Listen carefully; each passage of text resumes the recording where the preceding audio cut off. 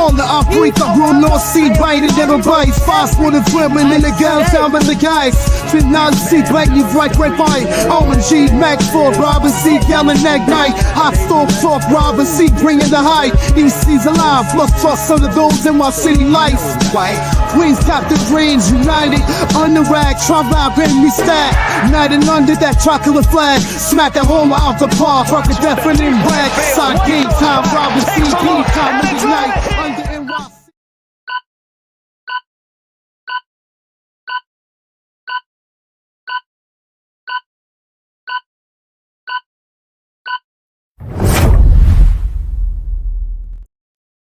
What's up, Mets fans? Welcome back to the first Mets Hot Stove of the offseason. And before we get started doing anything, I got one thing to say.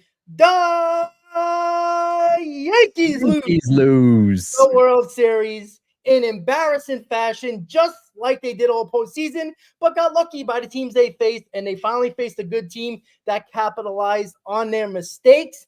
Welcome to the Mets Hot Stove, guys. Hopefully you enjoyed this show. There'll be a lot of these during the offseason. Chris, how are you, my friend? Wow. I love to see not only the Yankees lose, but I also love to see that new intro in full effect for the first off-season pod right here on the Mets Hot Stove Live podcast, being streamed right from my YouTube channel, your YouTube channel. We got a plethora of topics to get into. I'm excited. We will be here with you all weekly, multiple times weekly, talking about the latest rumors, latest news, all the latest happenings this offseason. We got you covered.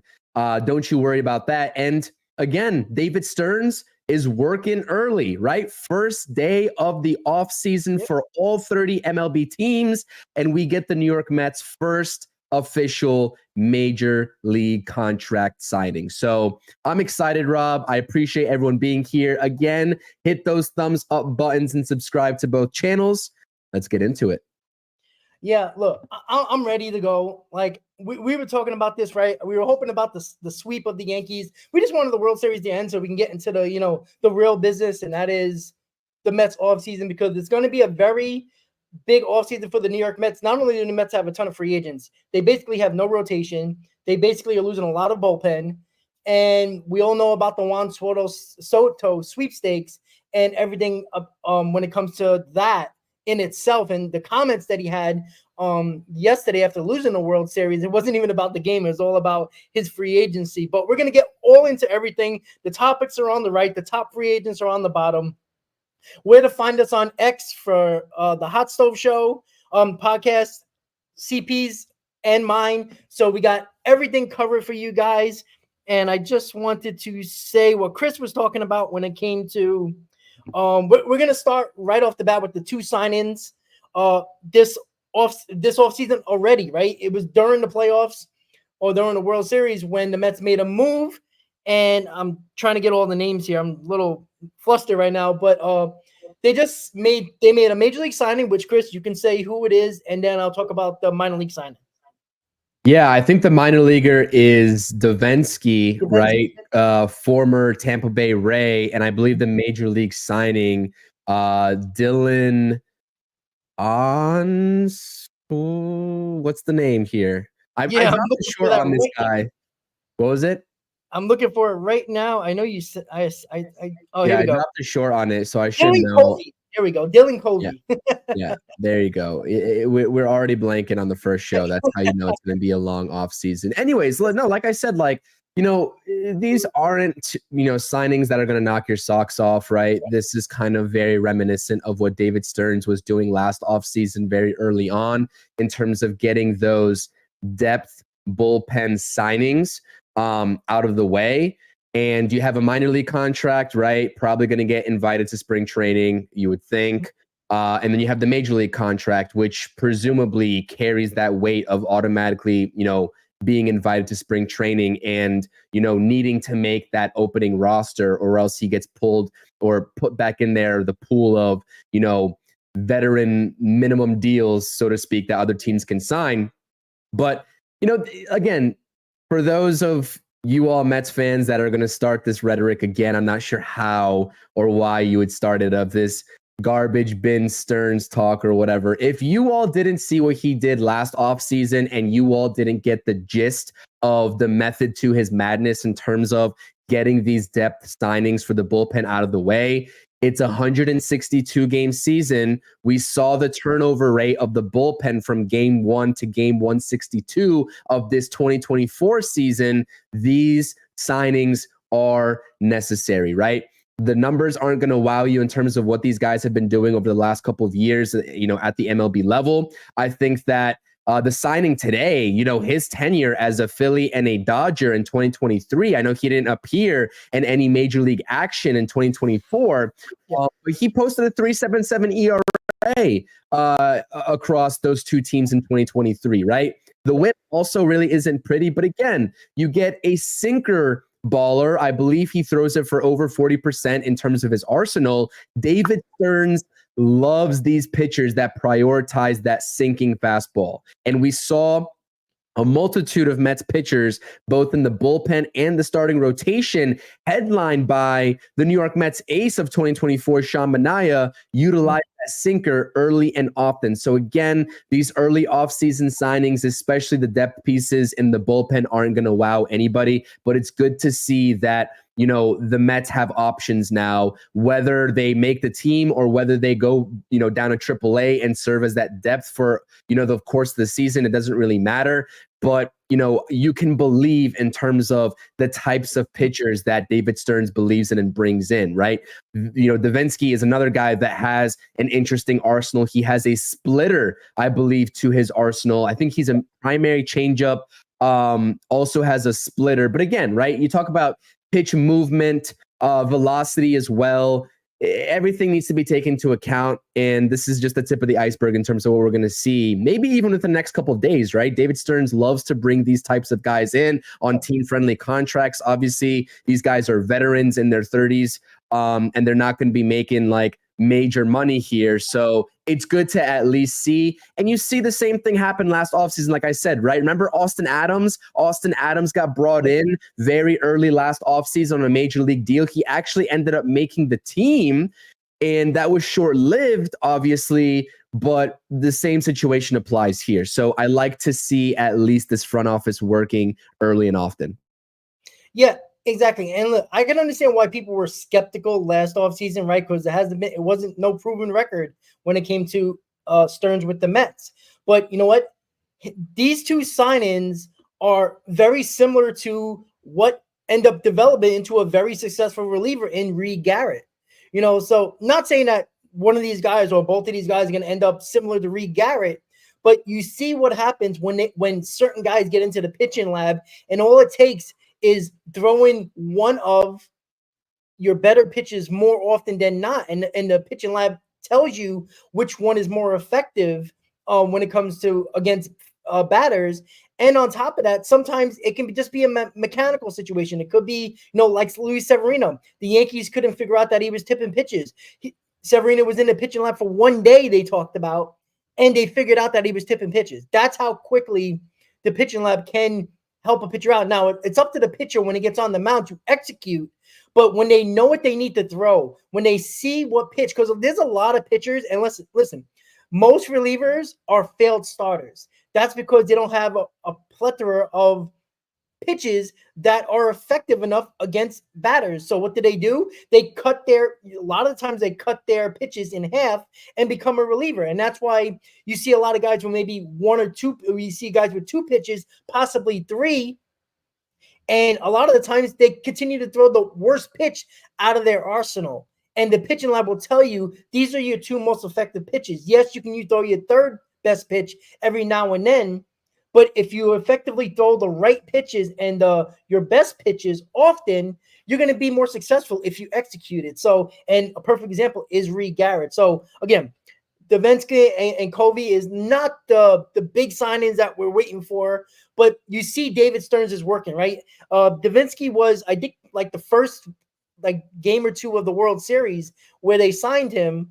And yesterday, or was it today? It was today where they got, they signed a major league deal with another arm. So David Stearns is always working here and doing the leg work for the depth of this team early gives you a hell of a lot more time getting into your main offseason, which is the top targets in free agency, possible trades, and our guys that are free agents. So, getting rid of the depth now early on gives Stearns all the time in the world to mess around with the real important moves going forward, Chris. Yeah, and I actually misspoke. It was Davinsky that had the changeup fastball four-seam combination, and it's Covey that's actually the sinker baller with that splitter. So I do apologize about that in terms of mixing that up. Again, with these types of moves, right? And the lack of seeing these guys over the last couple of years. I mean, Davinsky was an all-star for the Houston Astros back in like 2017, right? All the way back then. So, it's been a while, and the numbers in terms of the major league output that they've had over the last couple of seasons really isn't there. But I do think there's a method to the madness in terms of the actual movement of these guys that David Stearns brings in. And what did I talk about, right, in relation to the types of relievers that I like? The same thing applies with Ryan Stanek, which is why in my stream the other day, I mentioned, right, I went through each internal candidate or most of them that are impending free agents for the Mets. And I said whether I wanted to bring them back or not. And Ryan Stanek is a guy that I want to bring back because he has velocity, right? I like guys out of the bullpen with velocity. Stanek, right? Obviously, Edwin Diaz and a guy like Dylan Covey, the major league signing today, 95 to 96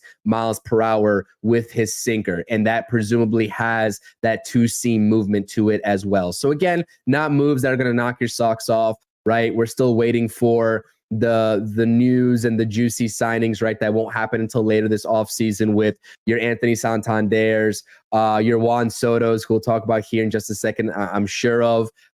Those are going to have to wait. But again, it's good to see, like you said, David Stearns working early and often. And like Ibby's saying, right? Trust in Stearns, let Stearns cook, whatever phrase you want to use. This guy deserves all the credit for what he did last offseason to make this team a championship contender, right? Obviously falling short. Everyone wasn't even sure they're going to make the playoffs.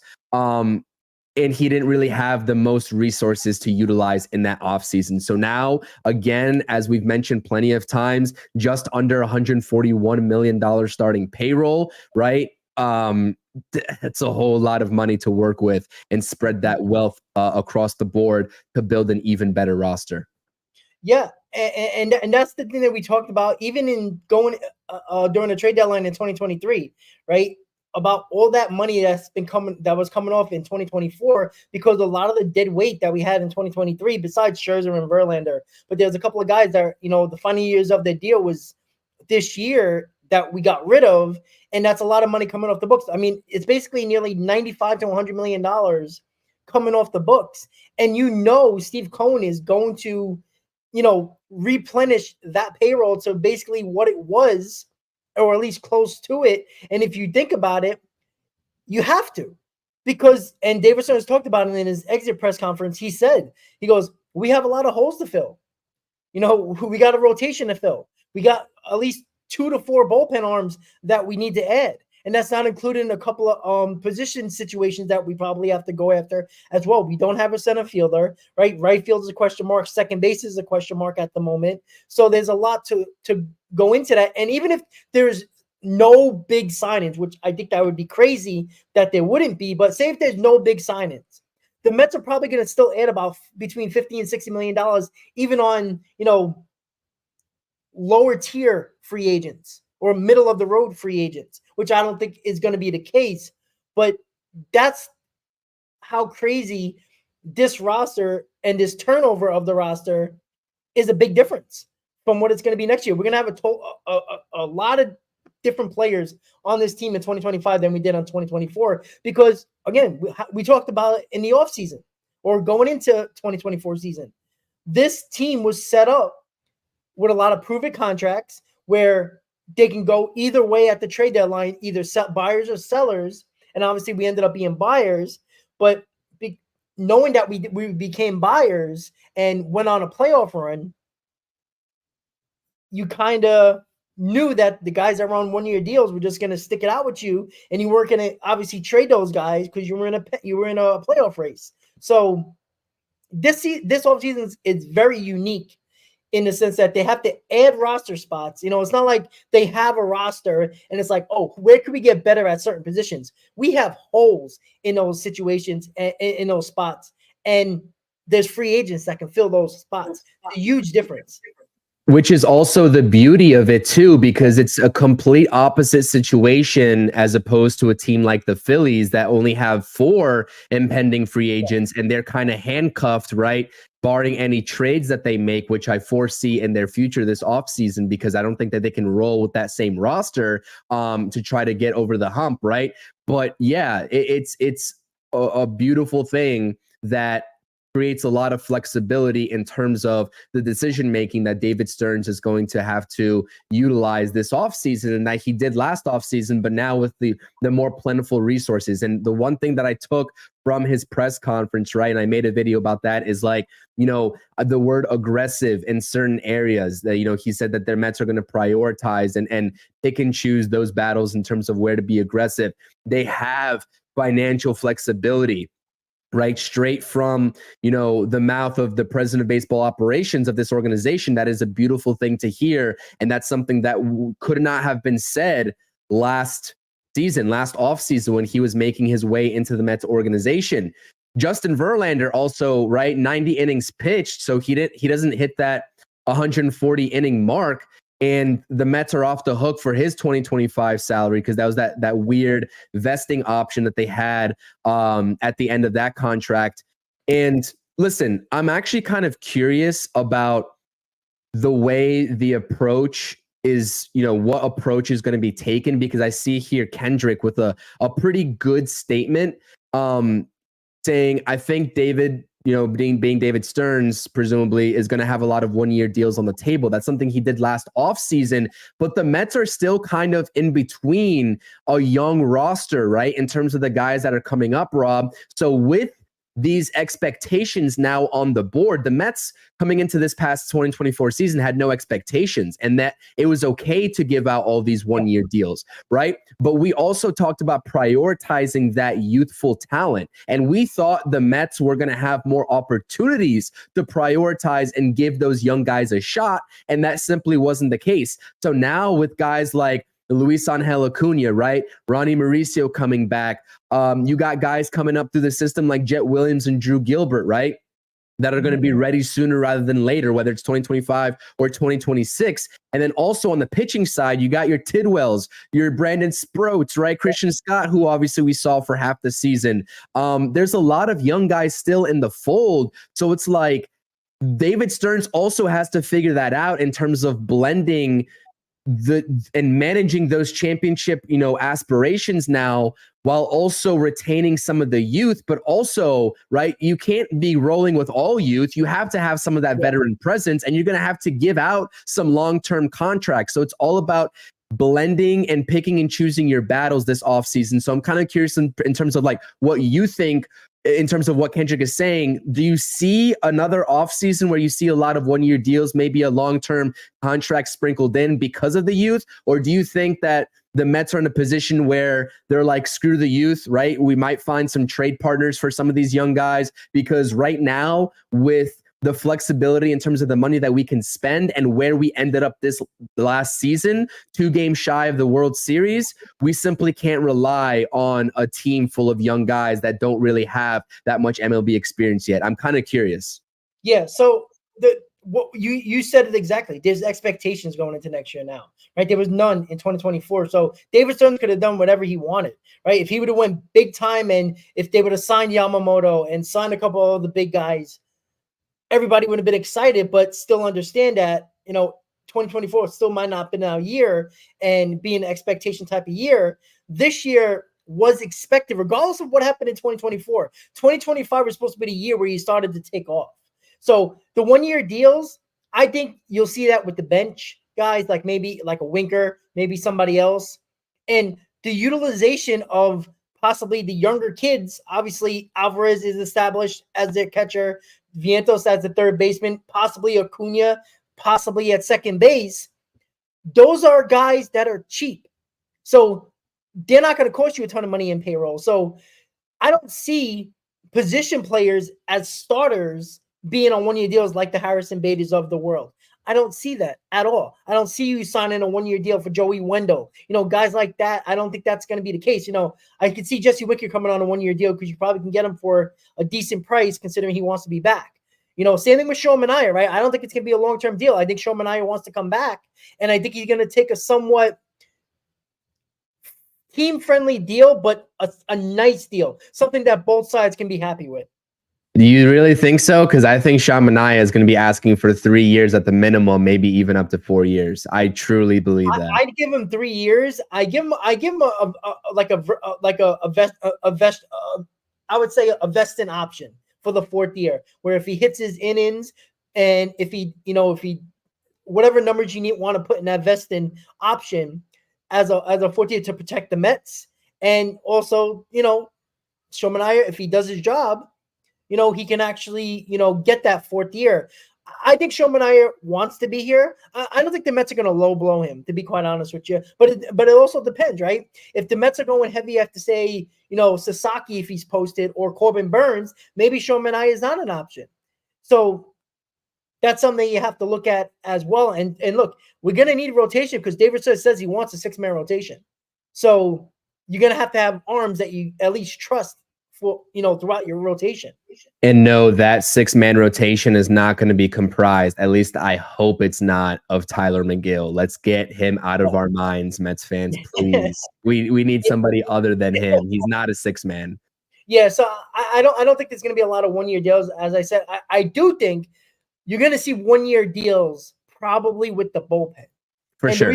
The reason why I say that is because, have we watched this postseason? Big time names, big time contract guys that are expected to get good big deals in the bullpen, didn't fare very well in the postseason. And a lot of these, again, it's a crapshoot when it comes to the bullpen guys. And I'm not giving top dollar to anybody who is not getting signed to be your closer. And obviously, Edwin Diaz is your $20 million man and your closer. Not saying that I wouldn't go after Tanner Scott. I would. But that might be the highest I go into giving anybody a multi-year deal that is not Tanner Scott. Everybody else, I give 1-year deals to. Stanek, you want a 1-year deal? You want to come back to the Mets? I'll give you a 1-year deal. Right? I know Phil Maton is probably not an option because they're gonna decline that team option. But if Phil Maton wants to come back on a 1-year, $2 million deal, you'll take him. Right? Because you got to fill depth spots in the bullpen. Even if Maton is going to be a high leverage guy, you need a guy that plays the Adam Ottavino role, and Phil Maton can do that. So, and you got to go through 162 game season, so you're not going to always use your high leverage guys in every game. So you're going to need those guys like the Phil Matons of the world to pitch, blowout games, to pitch, games that might go deep into extra innings, or if a starter goes, gets kicked out in the second inning, Phil Maton can throw you 2-3 innings, something like that. So those are, I think the 1-year deals are going to happen like that. But the only guy I would go after that I would give multi-year deal to is Tanner Scott. That's if he doesn't want to be the closer, because he won't be the closer here. I mean, he will close, considering, he is basically a closer, but he will close games with the Mets when Diaz not available. But you might have to overpay to get Tanner Scott. And I don't know if David Stearns is willing to use that part of the payroll for the bullpen because, right, did bullpen win games in this postseason really? Like, did we, not really, right? Even the Dodgers, who won the World Series, bullpen game wasn't very good, right? Against the Mets, against the Padres, it was good. But against the Mets, against the Yankees, it wasn't.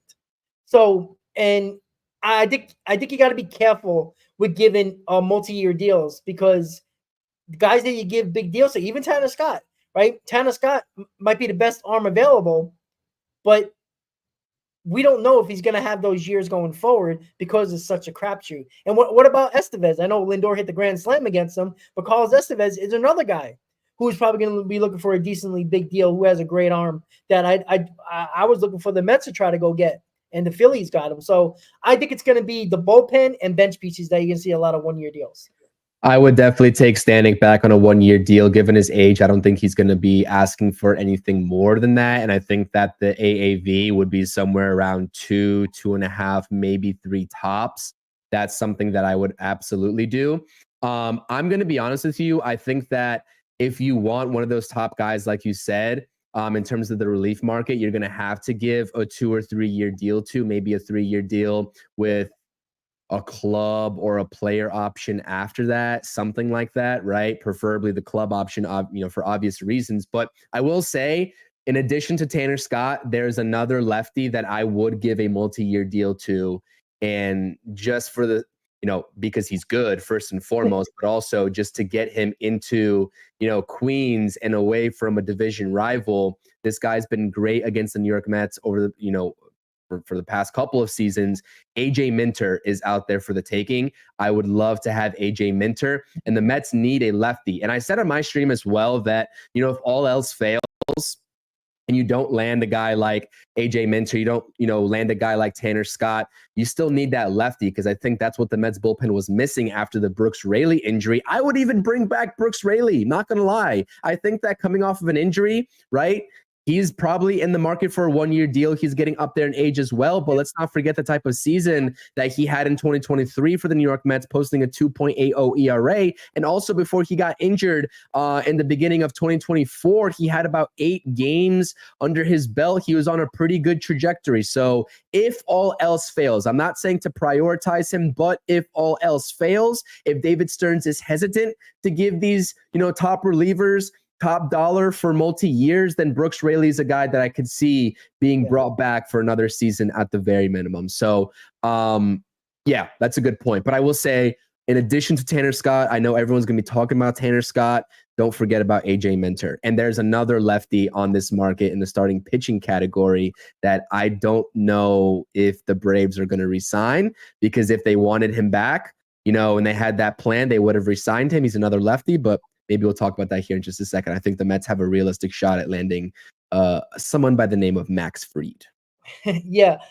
When it comes to Scott and Minter, I think we're gonna get one of them. And I think Minter's probably gonna be a little bit more cheaper than Tanner Scott, only because Minter has had injury plagued years. Over the last couple, he did pitch well when he did pitch, but he was injured. I think you can get him a little bit more on a discount. So listen, you need a lefty. I'm sick and tired of going with right-handers that are possibly good against lefties. I know the numbers say, but you've seen it in this post. You've seen it in the World Series, how even though bad lefties were getting big hitters that were left-handed out in the playoffs. And look, the Mets got extremely lucky when it came to against Philadelphia, as the Philadelphia Phillies couldn't hit at all, couldn't hit anybody. And, having those big lefties, and especially in the NL East where you got a ton of power hitting lefties that you have to deal with. I'd like to have 2 lefties, but I will settle with 1 lefty, in a good lefty in the bullpen, but I want 2. I would like to have 2. Like if you want to throw in Danny Young or Alex Young along with a Tanner Scott or a Minter, I'm good with that. Right. I think it's so important to have lefties, especially when you're in the NL East facing high powered left-handed batters constantly. And I think it would be a smart move to at least have 1. And Minter and Tanner Scott, I think, is one of the guys that Stearns is going to get. And then 1-year deals after that, I think, because I don't think he's going to sign 2 big relievers, because, that allocates, between $10 to $20 million, probably around $10 to $50 million, for each of those guys, because they are that good. They're probably going to get around that. If you really think about it, because they both can be close. We know Tanner Scott's a closer. Minter could be one too. So that's something that I think David Stearns has got to look at a lot. And that's something also where you just said with the multiple lefties in the bullpen, right? Minter and Tanner Scott, they throw gas. They throw upper to mid 90s, and Danny Young really doesn't. And he's more of a junk baller. So it's also having 2 opposite ends of the spectrum in terms of the types of lefties that you have in your bullpen also could play as an advantage for the New York Mets. So I just wanted to add on to that point. But yeah, listen, 30 minutes into the stream, This is getting me fired up. I appreciate everyone being here. Thanks to everybody in the chat, whether you're in my chat, whether you're in Rob's chat. Continue to answer the live chat polls. I think eventually we're going to have to talk about Pete Alonso. He's my live chat poll candidate today on my channel. But again, make sure you're subscribing to both channels as well. If you are new to either of our channels, we got you covered all offseason long. I'm excited, man. This is awesome. Mets offseason talk is back. Let's get it.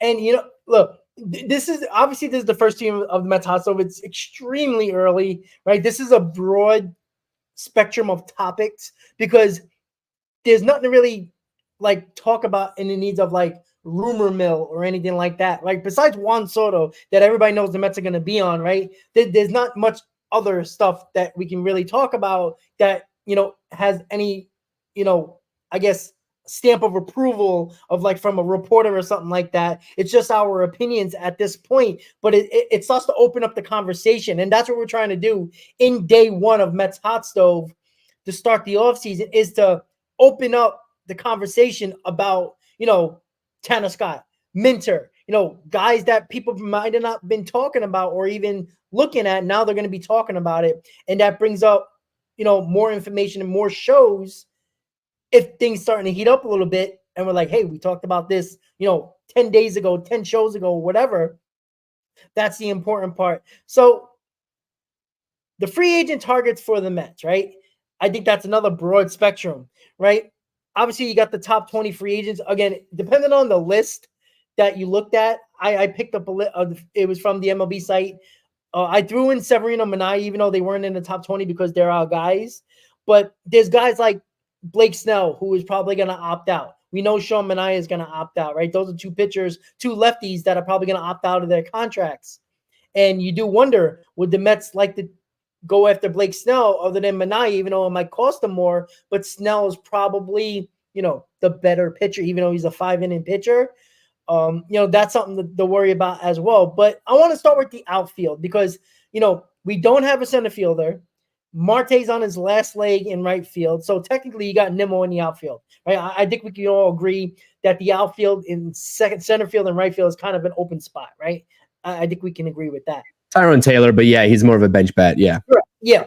And I'm not going to bring the prospects yet because I don't think you can fully count on guys like Drew Gilbert yet, even though he's killing it in the Arizona Fall League. I don't think David Stearns is going to say, all right, Drew Gilbert, you're our center fielder this year. Go and see how you do. I don't think David Stearns can risk doing that right now, especially when you got guys like Vientos, Alvarez, and Acuna, guys that probably are going to end up, fully embedded in this roster. Obviously, Vientos and Alvarez, but that's something to look at. So when it comes to the outfield and these guys that are on the top free agent list right now, you got Soto, right? You got Santander, you got Bellinger, you got Hernandez. Those are the guys that are obviously the top outfielder guys. I'm going to leave Juan Soto to the side for a second because that's the obvious one. But if you had to choose another guy as a plan B, if Juan Soto isn't the guy the Mets get, right? Because I do believe they're going to get one of these guys for right field. If it's not Juan Soto, it's going to be one of these other guys. I'd be shocked if it's not. Where would you go? Depending on, obviously you have in your own mind what the Mets are going to do elsewhere in the pitching department, in center field, and places like that, in the bullpen. If you don't get Juan Soto, what is a guy that you would want as a plan B for the New York Mets if you're David Stearns? I think the easy answer here is Anthony Santander. I think that's the easy answer. Absolute stud, lefty bat, power bat, great. I mean, I don't think the Orioles are going to re-sign him, to be honest.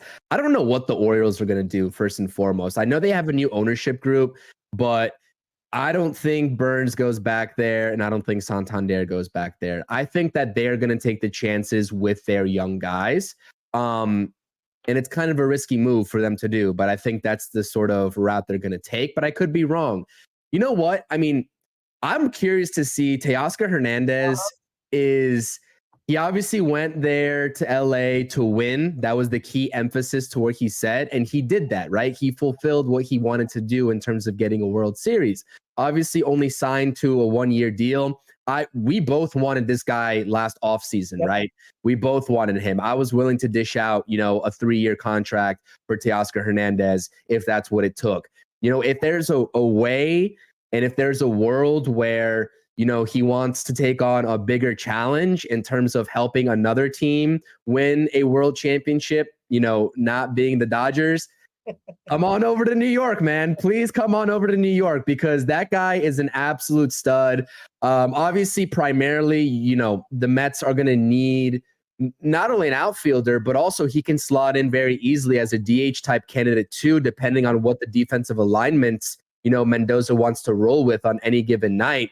Teoscar Hernandez is a guy that we just saw what he did in these playoffs. We saw what he did all season, right? I mean, last night he had a huge double late in the game for the Dodgers. I mean, this guy has been in a lot of key situations in his career. And, I see that Easy in the chat here saying that a Teoscar Hernandez signing would be kind of a little scary. I don't know if I agree. Maybe if you're talking about potentially giving him a longer term contract, but you know what? I think he's worth the risk. So I think that in that order, it's Soto, Santander, and Teoscar Hernandez. And you know what? I might even give Teoscar Hernandez that same level playing field as Anthony Santander in terms of who is the 1B option for the New York Mets if all else fails with Juan Soto. So I think it's really those three guys, though, in terms of the free agent market, right? I mean, those are the big fishes in the pond in terms of your outfield candidates. So, yeah, I mean, I saw that big smile on your face when I started saying Teoscar Hernandez's name. I know you like him as well. So, yeah, that's a guy that's obviously going to cost less than Santander, obviously Juan Soto, and who knows with Bellinger. I think Hernandez will probably get a little bit more than Bellinger. But what Easy was saying about Teoscar Hernandez scares me. You could say that about anybody. There's a lot of people that says Juan Soto scares me for giving him $600 million if that's the case, right? That scares me too, right? Just because he's young doesn't mean that it's going to be a successful contract. You can say that with Pete Alonso, right? People are talking about, oh, you got to re-sign Pete Alonso because of the postseason he had, but are you willing to give him 7 years, $200 million, what he's probably asking for, and hope for the best? I think any move that has long years and a good amount of money should scare you, but you can't be scared anymore. We got to stop that Mets scared fandom shit, because it annoys the hell out of me, because you're never going to win if you're going to continue to be scared off by players because this might happen and that might happen. Anything can happen to any player. Anybody. Doesn't matter if 100% of Met fans say Juan Soto's the guy to get. That doesn't mean it's going to be the best signing. It's going to just work out for us. We just don't know that. And what also annoys me is that we keep on going back to the fact that, the Mets haven't been really successful with a lot of their signings in their history when it comes to big signings. They usually fell off either after 1 or 2 years or just rapidly declined, right? I think we got that Jason Bay syndrome a little bit when it comes to Met fans, and you can't worry about that. Here's what I want. I want winners, right? I talked about this, right? We talked about this in the middle of the year where we don't believe this core has a winning mentality or have a winning, DNA, right? I want winners. Teoscar Hernandez is a winner. Teoscar Hernandez is a clutch performer. Give me guys that have done it before over guys that I have no idea what they're going to do, right? Teoscar Hernandez, I watched him this whole playoffs, right? He didn't do nothing against the Mets until game 6, right? But he destroyed the Padres. He destroyed the Yankees, right? Performed well in the postseason. I want guys who's been there, done that before. I'm not talking about guys that are 36 years old that has been there before. I'm talking about guys in their prime that I've seen done it very recently. That's the guys I want, right? Because why did the Mets not get over the hump? Because they had a lot of guys that haven't been there before, that haven't done what I've seen other guys do. And not saying that the Mets, you can't do that with guys who haven't been there before. It's possible. But look at the prior World Series champions, right? What did they all have? They had guys that have been there before. They have guys that have titles. They have guys that have been tremendously either successful or have a ton of experience in the postseason. Again, that is not, the only way to win a championship, right? I understand that. But I'd rather have that on my team where I'm confident that I seen this guy do it before. Why can't he do it again? Right? I want those guys. I don't want question marks. I'm sick and tired of question marks because could we be honest, guys? The Mets made it to the game 6 of the NLCS. But every time we talked about, Chris, we were on the pregame for how many postseason games and post games, how many, or especially pre-games, how many times that we didn't know what we were going to get from certain guys on a constant basis, right? It was a wait and see approach, right? Even Sean Manaea, even Luis Severino, even Jose Quintana, right? Anybody you want to talk about, even position players. We didn't know what we were going to get from day to day or start to start. Why? Because these are guys that haven't really done much. And if they'd done it before, it was years ago, where 6-7 years ago, they were completely either different pitcher or, doesn't have the same repertoire as they did, 5 years ago. So I don't want to keep on questioning, we started to talk about Sean Manaea's innings deep into the playoffs. Luis Severino, we started to talk about that. I don't want to talk about that anymore. I want to go Yamamoto Flaherty game 1, even though Flaherty, was a guy that wasn't really, he had one good start, one bad start in series. But, a guy like Yamamoto who pitched extremely well in the postseason, right? There wasn't a question. They knew you were going to get good starts out of them, right? I want that from guys. Not saying that it's 100%, foolproof, but I want proving guys. I think it's important to have that. And you can trickle into young guys, right? We already seen it. Vientos became a star in the postseason, right? But that doesn't mean because Vientos does that it's going to be Gilbert next year or Acuna or Alvarez, right? I want proven guys on this team in the pitching department, in the lineup, along with the young guys that you can currently have on your team, Chris. At least that's me. Yeah, no, I mean, I agree with you 100%. It'd be nice not to have to worry about those guys, right, reaching their innings limits, like you said. Now that Sean Manaea has done it, you've seen there's also, right, you can say, okay, we've only seen him do it for 1 year, so how confident are we going to, be in him to do it in year 2? So again, you can keep on finding these little, holes in these arguments of, what if, what could be, et cetera. And I think that if you are doing that, right, it's just a never-ending cycle, and you can find arguments in terms of why you wouldn't pay Juan Soto top dollar because he doesn't play great defense, even though he was a Gold Glove finalist. Like, you can find holes with any single player, right, and poke at those arguments. So I get it, but at a certain point, right, the Mets have to field the roster and they have to make these decisions. And I want those guys that have been there, like you said, have done it, and just have pop to their bats, right, or have electricity to their pitches.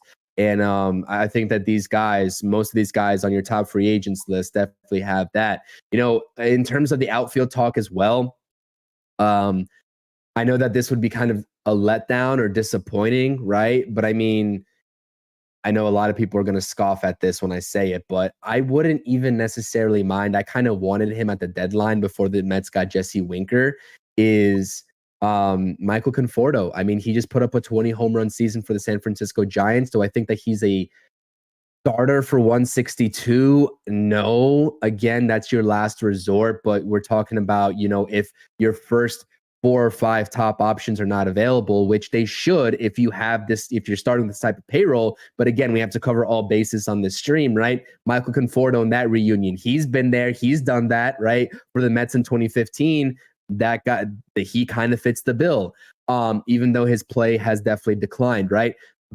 A name that I talked about when I did a live stream with my buddy Darren. I did a post-game stream with Darren after the Athletics series, I believe at home against the Athletics, and where Brent Rooker completely destroyed, the New York Mets, and he was just hitting the cover off the baseball. My guy Darren and myself were talking about a potential trade with how, uncertain the Oakland Athletics organization is, right? With their roster, with their stadium, and the way that, where they're headed as an organization, as a franchise. Brent Rooker is a guy that has always piqued my interest, and he's able to get you 30 plus home runs, especially if a guy like Pete Alonso walks and you need to match that, home run power, that production. I think that's striking a trade. And we all know that in the history of these two franchises, right, going back, way back, and even recently, the Mets and the Athletics have made deals, with each other in the past. And pretty heavily too, right? It's been on a multitude of occasions. So I would keep an eye out, for that name. I see a lot of people in the chat talking about Brent Rooker. Go back, watch my Mets News in the Minute shorts. I posted a clip from that live stream. I said it back, we talked about that back in August when that series happened. So this was 2 months ago that we said it, but I want to kind of rehash it because I see a lot of other, content creators are talking about Brent Rooker. A lot of other Mets fans are talking about him. So that's a trade option, a trade route that you can go ahead and take. And you know what? In dealing with the Athletics organization, I feel like you can get him for a cheaper value than if you were to do a deal with another team, like maybe the Blue Jays or whoever have you. So again, a lot of different options and a lot of different routes the Mets can take. But I think the top three names that we kind of gave you all here in terms of the free agent category, right? I think it'd go obviously Soto, a split level playing field between Santander and Teoscar Hernandez. I think you can throw Cody Bellinger's name in there, even though he didn't have as great of a season as he did in 2023. The level of production kind of fell off, only 18 home runs. He batted .266. Depends on what his asking price is going to be, right?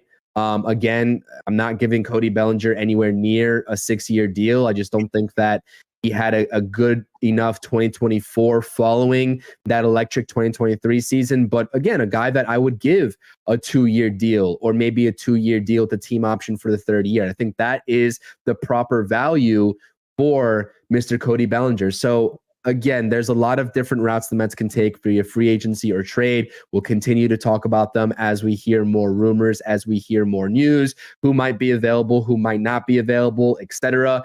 But going into this season, I think that there's a world where Starling Marte, isn't a New York Met in 2025.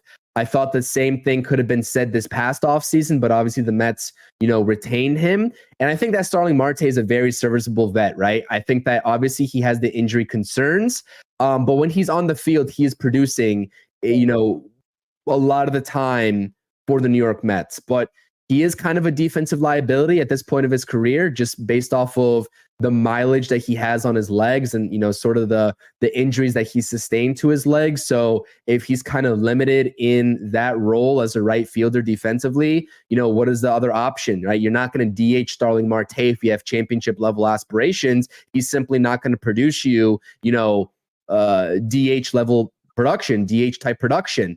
So a lot of question marks. We can trickle it down to Jeff McNeil with a plethora of middle infielders. If you want to talk about the infield for a second in terms of who's going to be that tandem with Lindor up the middle, you got Acuna, right, who kind of came onto the scene very strong to fill in for Francisco Lindor. It was a very short sample size, but I was very encouraged to see the production that he had. Obviously, Jeff McNeil being the staple the last couple of years up the middle with Lindor.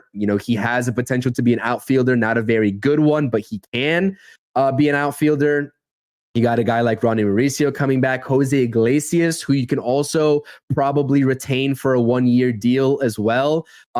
He was very serviceable for the New York Mets. There's a lot of different routes the Mets can take, and they're going to have to add, right? Addition by subtraction. I think that there's going to be, a couple of trades up the sleeve of David Stearns this offseason. And it's going to be an interesting time to see, what those package deals might look like. Do they involve the veterans? Do they involve the prospects, the young guys? It's all up in the air, really. It really is all up in the air. There's so many routes that David Stearns and the Mets can take. Yeah, and when it comes to guys like Jeff McNeil and Starling Marte, I don't like Starling Marte on the bench. I think he's a guy that's a creature of habit, and he needs to play every day to be consistent with the bat, and he's a defensive liability, like you said. So him coming off the bench, as a defensive replacement late in the game, would it make sense? So he's not a good bench piece. Is he a guy off the bench that could do some damage? Yeah, but he isn't a guy that can be sitting down cold and says, all right, here, get a big hit for us in the 8th inning, right? I don't think he's that type of guy. Jeff McNeil, I could see him being a guy, but I don't know if you can keep a guy on a bench that's making around $15 million a year. I don't think David Stearns wants to do that. Well, so, you could. It would just hurt his ego. yeah, exactly. Like I don't know if they want to do that. And I still think there's still a lot of tension between McNeil and a lot of the guys on that team, including Lindor. Like I know it's been quieted down, but it's not too long ago that the raccoon happened. You know, it's a lot of things that went around, and I don't know, especially with Lindor establishing himself as the leader of this team now. I don't think they're gonna play games with that, and I think early on is what we're gonna be watching more of when it comes to Stearns, because you can't make moves that involve right field if Marte is still on this team. I don't think you can do that. So I wouldn't be shocked if early on in this offseason, maybe right after the GM meetings or during the GM meetings, that you're going to hear trade rumors in regards to Jeff McNeil and Starling Marte, maybe a package deal, not this together, but say like Marte and a couple of prospects for like a guy like Brent Rooker, right? Marte goes back to where it all started, where we really successful in Oakland, and maybe goes there.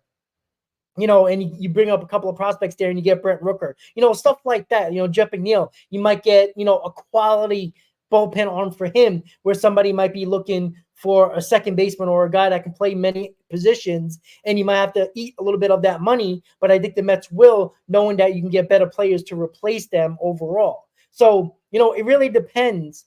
But I do think to look very closely early on in this offseason, GM meetings, right after the GM meetings leading up to, around the Christmas time when the winter meetings start, you might see early on that the Mets make a trade to trade McNeil or trade Marte and maybe a few prospects to get somebody in, or at least trade in Marte for whatever they can probably get. And same thing with McNeil in regards to that, because I think it makes the most sense, because I don't think you can have those guys on the roster and make deals like, all right, we signed Juan Soto, so now Marte's on a team. What do? You're gonna leave teams knowing that you have to get rid of Marte, and they're gonna have you over a barrel and probably, say, well, we're not giving you nothing for him, and you might lose value on certain guys, because just because we don't think they have value doesn't mean another team might not think they have value. Because a lot of teams, I'm telling you, still think that McNeil has something in him. And, and same thing with Marte. They might, somebody that's only on a 1-year deal at this point, teams love that because it's off the books the following year, Chris. So, but it's the right team that's going to take that on. It's going to be a playoff contending team. It's not going to be a team, right, that's not anywhere close to the playoffs, right? Because then at that point, and even still with the contending team, I'm sure the Mets are going to have no problems paying most of that salary, right? Just like Steve Cohen has done with the dead cap money over the years. I mean, Steve Cohen was paying in excess of $85 million for players that were not on this team in 2024. Can we just think about that? But again, you're going to have to package some prospects, to maybe even entertain some of these teams, and talking about a guy like Marte with his age as a factor and what he makes, et cetera. And a guy like Jeff McNeil, who, let's face it, has not looked great the last couple of seasons, right? I mean, he hasn't. So, it has to be the right team. And I think that the only teams that would be even remotely interested without maybe any prospects attached would have to be playoff contenders.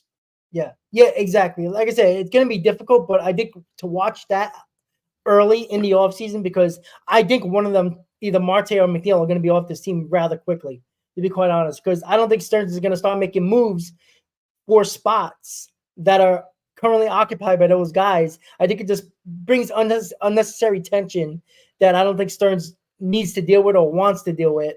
And that's something I think you could be looking out quite early. So top trade targets, right? You talked about Brent Rooker, right? There's been a lot of talk about Vlad Guerrero Jr., right? And that could involve the Mets, considering the fact that if they don't want to give Alonso anywhere near what he's asking for, and he might get it elsewhere, well, what do you think the Mets do with that, right? I'm going to make you talk about Vlad Guerrero a little bit. I'm going to be right back.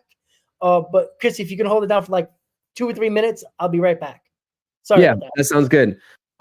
Listen, I think this whole Vlad Guerrero Jr. idea is a pipe dream. I really do. So I hate to burst anybody's bubble, but if you guys are expecting the Mets to be aggressive, in the trade market, with the Blue Jays for the services of Vlad Guerrero, good luck.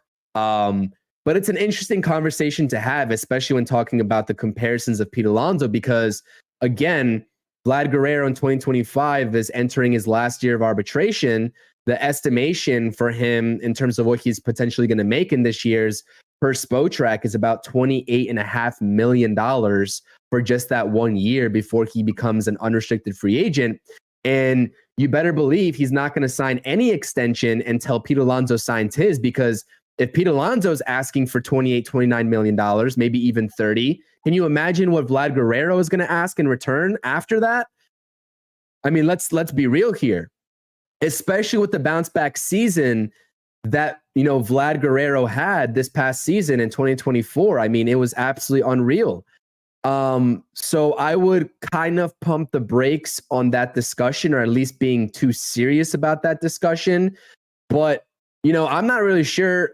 I'm going to reintroduce this topic. If anybody in the chat right now, and we appreciate you all being here again, on behalf of both myself and Rob for the first Mets Talk Live, Mets Hot Stove Live of the season, of the off season. We appreciate you all being here. Smash those thumbs up buttons for us. When was the last time we've seen like a sign and trade type of deal with guys in the MLB? I mean, we see it all the time in the NBA, but have we ever seen that in the MLB?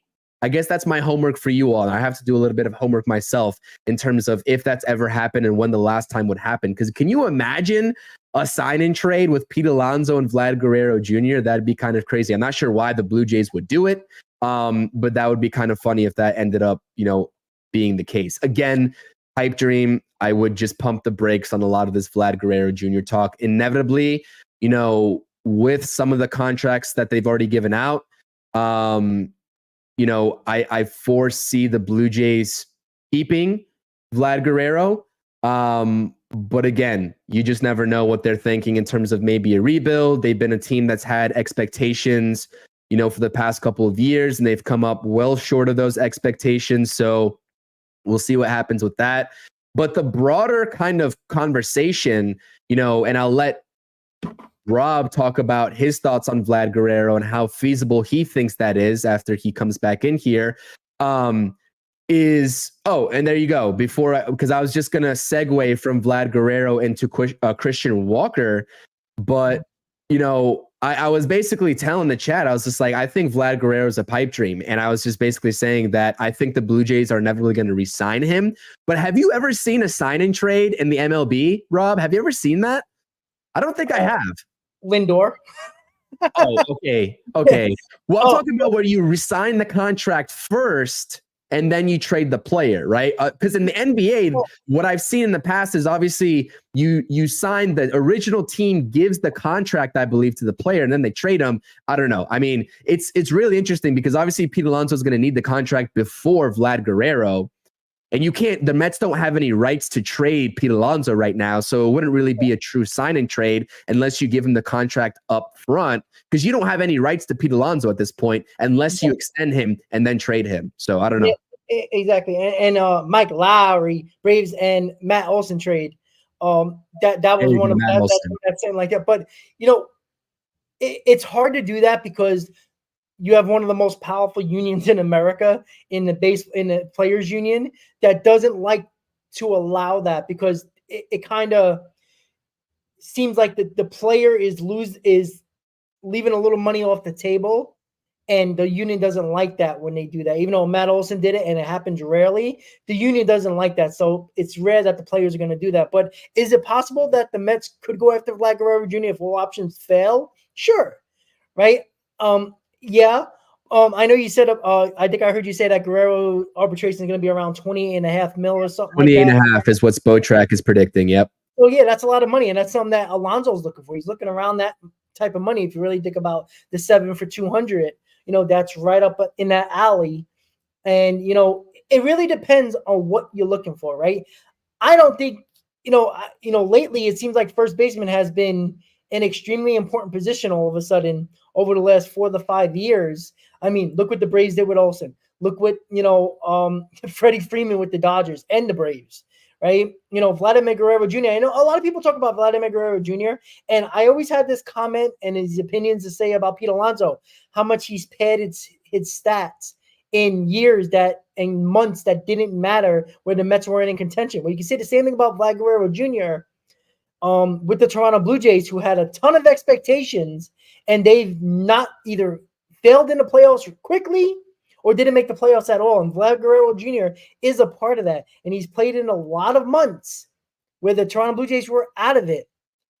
And he's padded his stats as well. Yes, he's younger. Yes, you love the stats that you see him. But you also have to understand, he has been part of that culture, of that core that has failed, where everybody had a lot of expectations, for the Toronto Blue Jays. So you also got to take that into consideration. I can't throw Pete Alonso under the bus with that and not do Vladimir Guerrero Jr. as well. Even though I think Vlad's better than Pete Alonso and obviously younger, you got to be careful just by looking at that and saying, well, Guerrero has great numbers, but look at the years that Toronto has when they were basically out of it since like June. Like when there's no pressure on you, guess what? It's easy to play. Right? Vlad Guerrero Jr., the limited amount of postseason games he hasn't been good. So that's something you also have to take into account as well. And that's why when Chris brought up Christian Walker, he might be the best option for the Mets, right? It'd be a lower tier deal, around 3-year deal because he's older, but he can provide the power that you would be losing from Pete Alonso, but you'll have a better defensive player. I know Pete Alonso has been really good with the glove, but his throws are a problem. And Christian Walker is better overall. But you can do that to save money elsewhere if you are going to go after Juan Soto. Well, I don't think anybody's going to complain if you get Juan Soto, Corbin Burns, and Christian Walker. That's a pretty damn good offseason, right? That's a possibility because you are saving a ton of money and years from Alonso to Walker. I think anywhere between 3 to 4 years more for Pete Alonso, and that's money saved that you can use elsewhere to better your team. And that's something you also have to look at. For those of you all, and also Kendrick made a great point, right? And I appreciate that point because he was talking about, could technically the Mets offer Pete a qualifying offer? They technically could. They technically could. And the reason why I said no is because obviously, like, they're not going to do it. And Scott Boras and Pete Alonso, especially with the playoff performance that he had, would just laugh at it. Back when we were talking about Pete in the regular season and how much he struggled, right? If we were confident that he wasn't going to get any long-term deals, long-term contract offers, then we were kind of thinking about that. I was floating that idea out there, but especially with the run that he had to end that season in the playoffs, someone's going to offer him up 5 or 6 years. I mean, someone's going to do it. And to segue into that conversation that Rob just brought up, I mentioned it in my live stream a couple of days ago, and I made a brief. I was kind of in a rush because I was heading to the New York Rangers game. And that pissed me off because they got absolutely obliterated by the Capitals. But anyways, I had to rush out of that stream. And as I was discussing Christian Walker versus Pete Alonso in terms of the production in 2024 and the contract valuation per Spotrac's algorithm, if you want to know what Spotrac has in mind for these two players, 3 years, $66.2 million for Christian Walker, and 6 years for $174 million for Pete. That's $29 million versus $22 million between the two. And obviously you don't have the extra 3 years. I mean, even if it was Pete Alonso for around that value, with the Mets' flexibility in terms of the starting payroll being at 141, they could easily sign a combination of those three guys, whether it's Soto and Pete or Soto and Walker. They can do that very easily and still field the rest of their roster and address all of the other needs.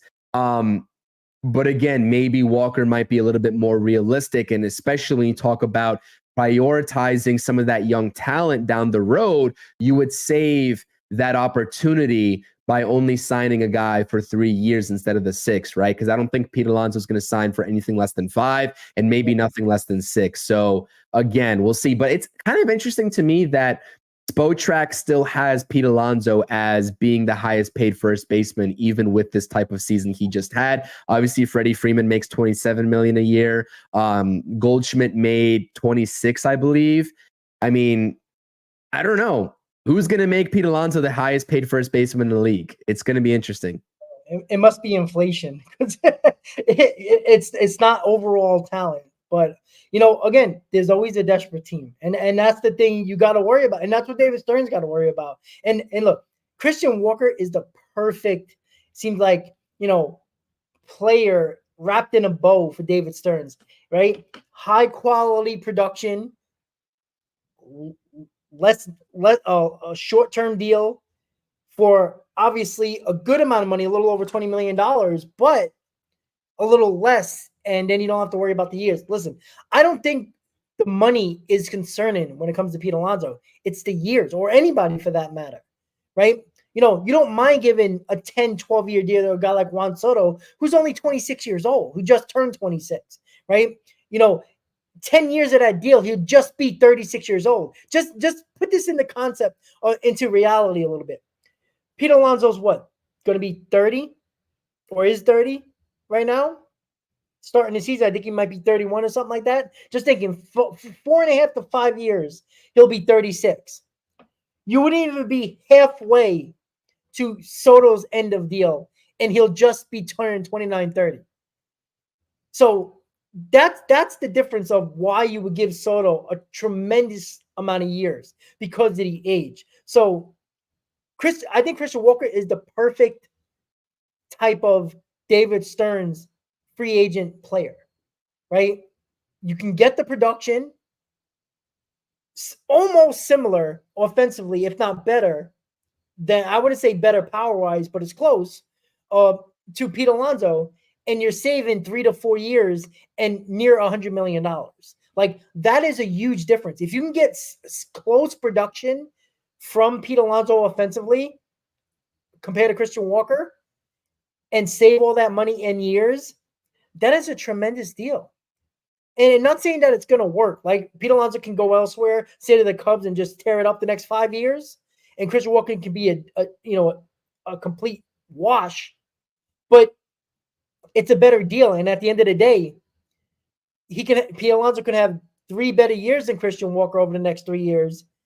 But Christian Walker's contract ends in 3 years. Pete Alonso still got 3 to 4 years left, if that's going to be the case. And they might not be good years. And that might lead to, listen, if David Stearns gets Pete Alonso, and it kind of takes him out of the Juan Soto positioning. It won't. It won't, but say if it does. Say if David Stearns, listen, I'd rather go after Teoscar Hernandez and work out pitcher, sign Corbin Burns or something like that. But if it does, I would be extremely disappointed, because if you can get Christian Walker and get similar production offensively, and then Juan Soto is definitely on the table, I have to do that. As much as, Pete Alonso is homegrown, you have to make the smarter decision.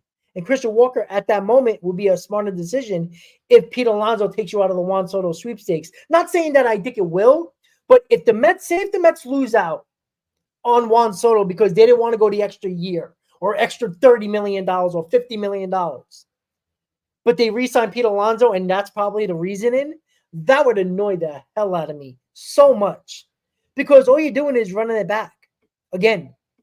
And it wasn't good enough, right? We had a really good year, but I want a championship, right?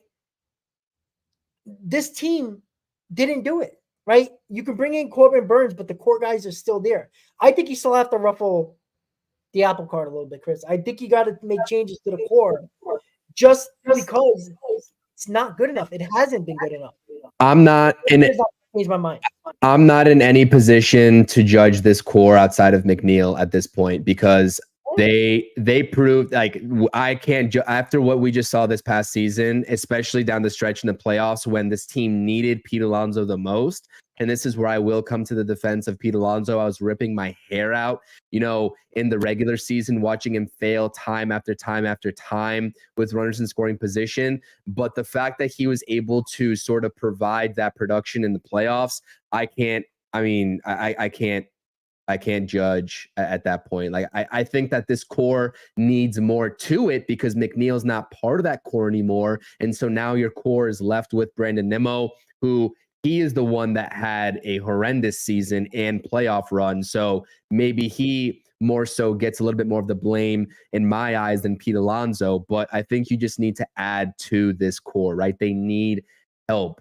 And they still can reshuffle it, right? I mean, outside of Lindor and Nimmo, they can still reshuffle it. But I wouldn't say they need to, right? If Pete Alonso is back in the Mets uniform, I'm not going to complain. I won't. No. And I'm not in the business of also just like pinching pennies on these guys, any of these guys. I don't get caught up in, Pete Alonso. And I know I just said it, right? And I was kind of surprised that Spotrack's algorithm still has that. But if the Mets make Pete Alonso the highest paid first baseman, I don't care. I really don't care. It's more about the years, like you said, rather than the actual AAV. Because what's the difference of $2 million a year, right? Or $3 million a year when you're talking about 26 million versus 29, or hell, even the $7 million between, right, Christian Walker and his 22 million a year contract valuation and Pete Alonso's 29. In the grand scheme of things, right, that is not a large portion of this payroll, right? And you don't take a dip, or you don't take the difference in production you get from these two guys isn't really that astronomically different. So again, right, if Mets fans want to sit here and analyze Steve Cohen's wallet in terms of saving a couple of $1 million AAV here and there, I think I don't know what we're doing here at that point, because again, the Mets, it's not going to take them out of the Soto sweepstakes, right? Yeah. It's not. They have so much money to work with. They have an excess of $130 million.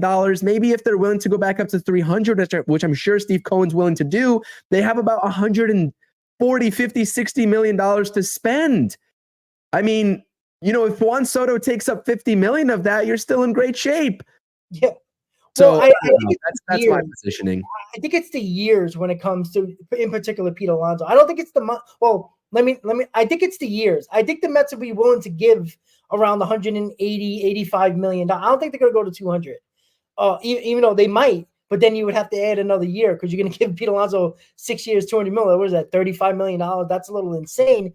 But again, I think it's the years that I think Stearns worries about. That's why I'm like, do I think Pete Alonso is going to take us out of the Juan Soto sweepstakes? No. But, that better not be a reason, because then that's a stupid reason, because you're definitely playing it back.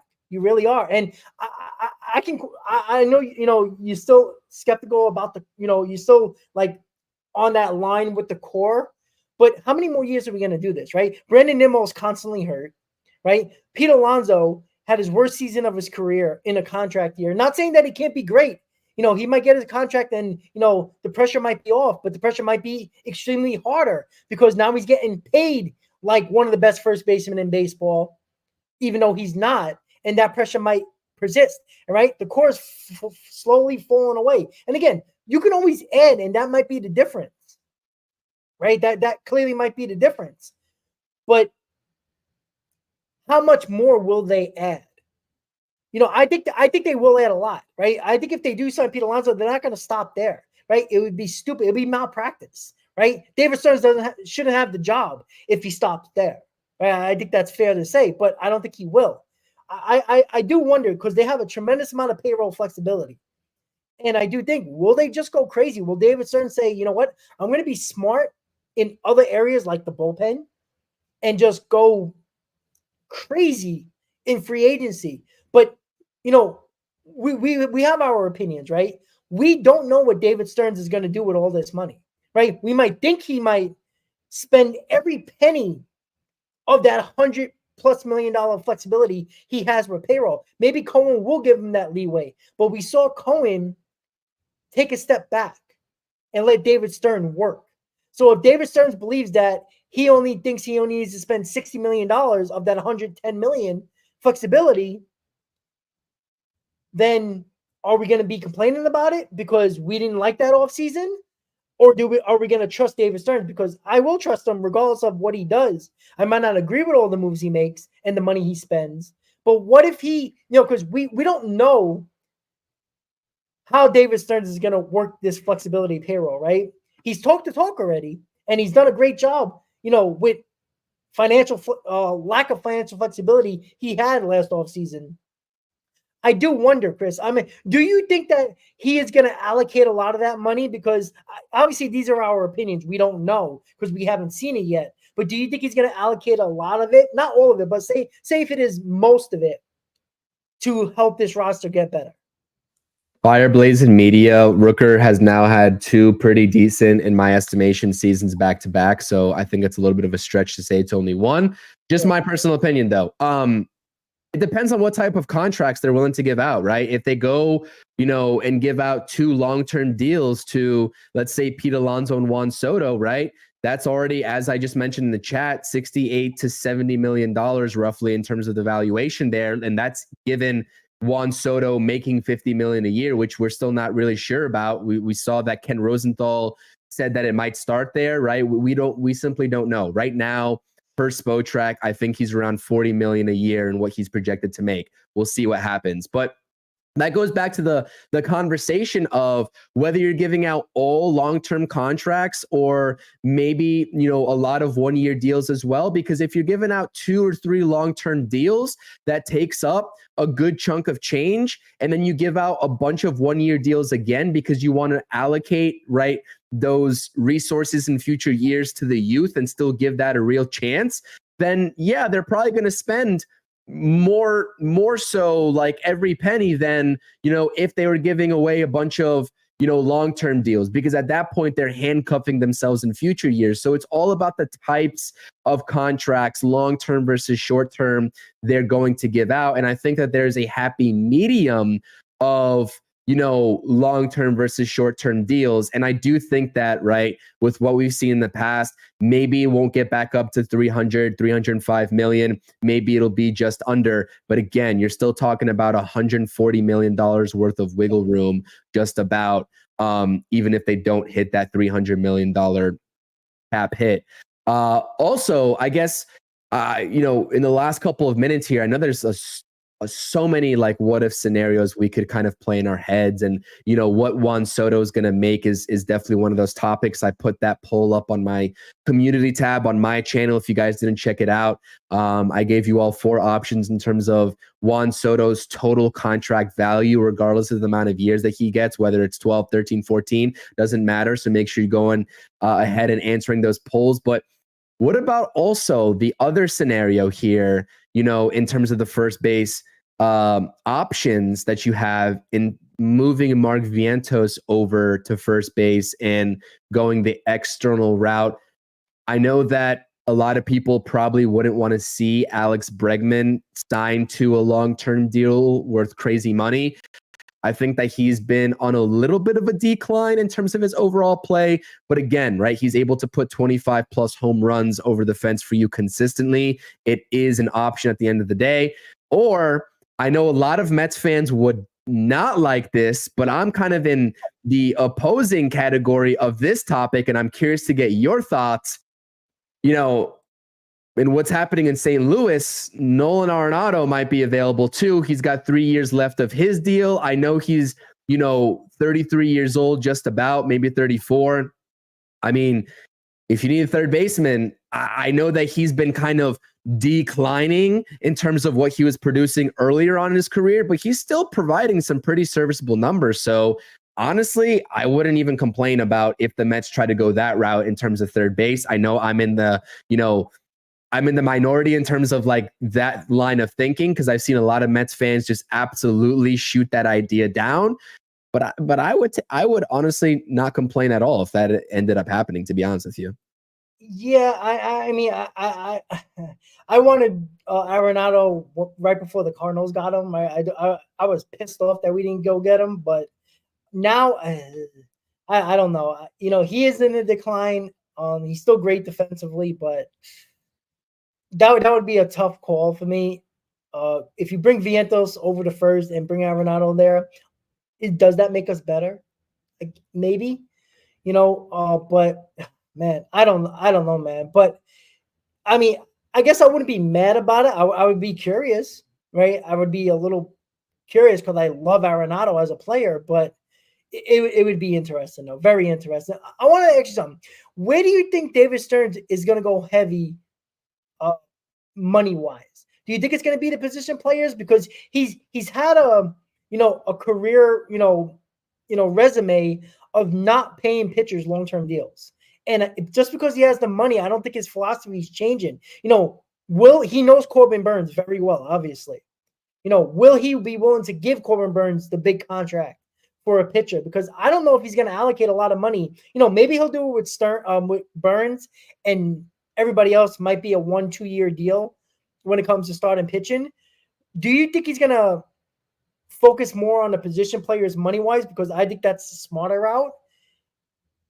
Or will you think he's going to go heavy pitching in the starting pitcher department when it comes to money, like the Buellers of the world, Fried, Burns, other than the position? Where do you go?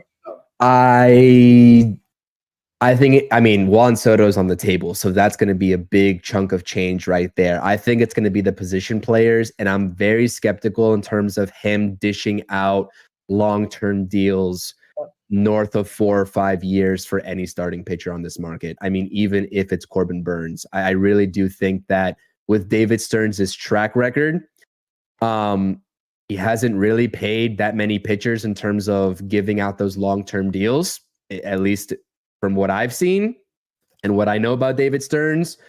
So if Corbin Burns wants a 7 or 8 year deal, there's also, like Explosive is saying, a lot of chatter about him being a California guy and him wanting to go to the Dodgers, which, as unfortunate as that is a very real possibility.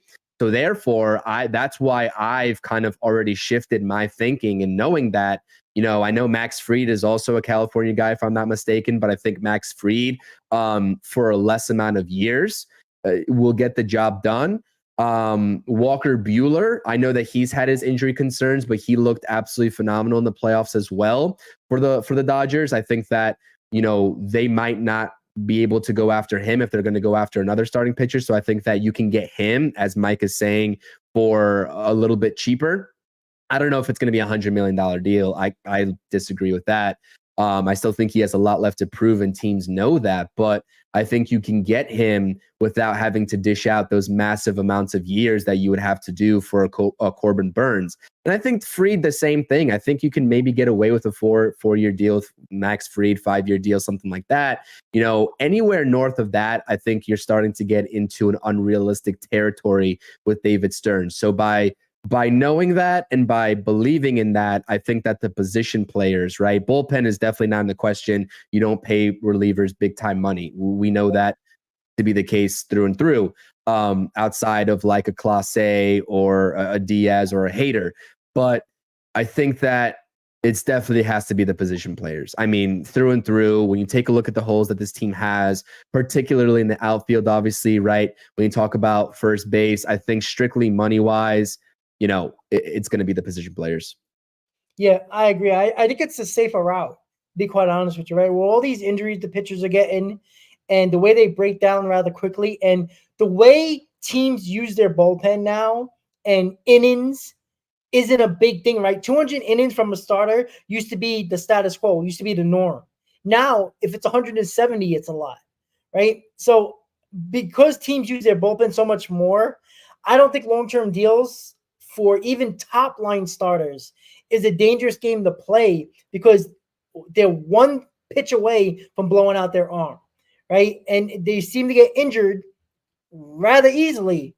And at least with the position players, there's more of a proven record of guys staying healthy and being productive for the most part.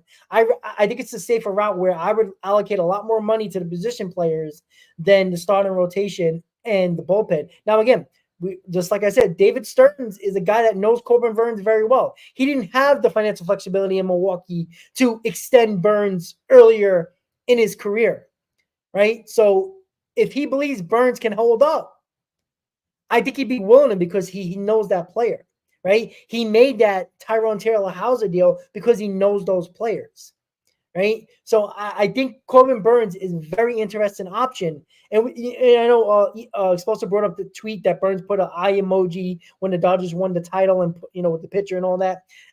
Yeah, that's fine. We know he's a California guy. That's fine. That doesn't mean he's going there, right? Burns is a Boris guy. He's going to the highest bidder. That's just a fact.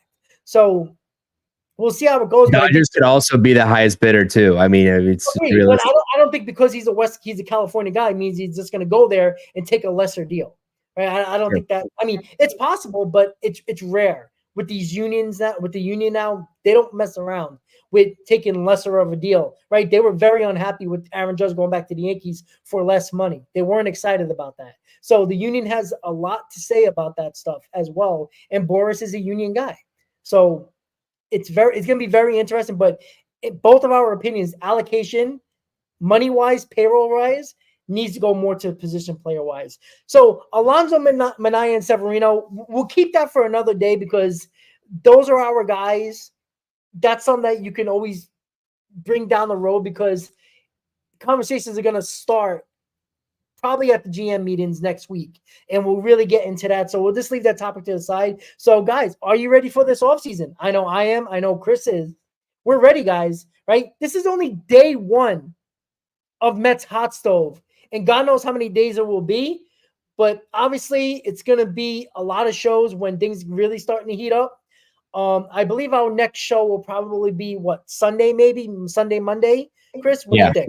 Yeah, that works for me. All right, so we're going to put it up. Obviously, we're going to put the show up earlier than the day so we can actually get people to hit that like button and know that it's going to happen and put it all throughout social media. So remember, guys, follow NYM Hot Stove. That's where you're going to get all the information in regards to when the streams are happening. We're going to go live on our channels. Obviously, those are our X accounts as well. So follow all of them as well. Guys, day one, Mets Hot Stove in the books. It was a broad array of topics, but it's only opinions at this point until we start hearing rumors and the reporters start doing their job, hopefully. So, guys, final thoughts for Chris, and then we'll call it a night, and we'll see you on the weekend for Mets Hot Stove. Yeah, again, I'm really excited to be doing these shows consistently. Again, we'll be here with you all 2 to 3 times a week, maybe even more if news really, gets kicked into gear. Appreciate everybody that's on both channels and both live chats, showing love, showing the support to us.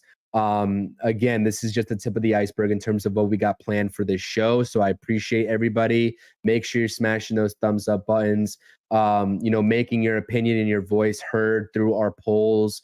Let us know what you're thinking. Like, we welcome everybody's opinions. Like, we won't necessarily agree to it all the time, but we want to hear what the general Mets public has to say. So continue to hit the live chat comments, continue to comment under our videos and under our polls and let us know what you're thinking. And also, as a disclaimer, I know I said this a multitude of times last year, and the whole Shohei Ohtani debacle, that happened with, JP Morosi, et cetera. I mean, just be careful with where you get your news from, right? These guys do their job and they're trying to be the first ones on the scoop.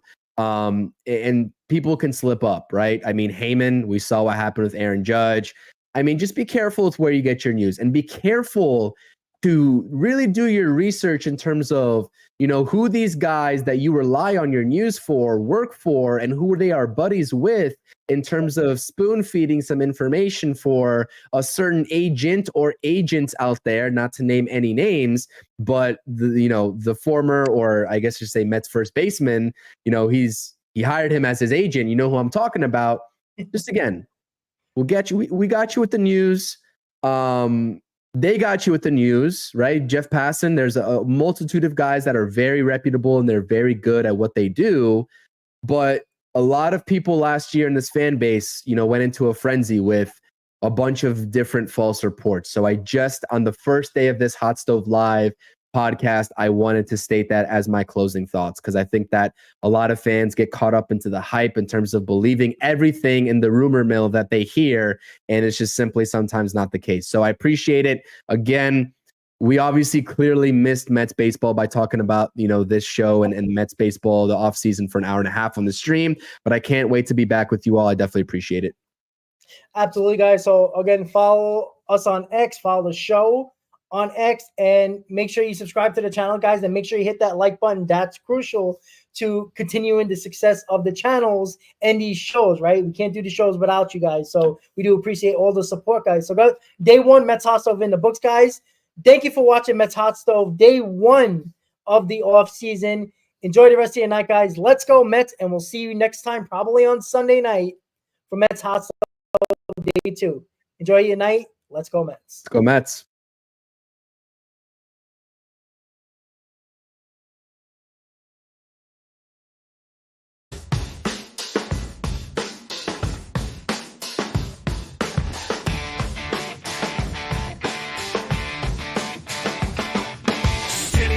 In the dead of night, full of echo. Concrete jungle, trees bust to grow. Mets in the air, chase glory, no fear. Broken back.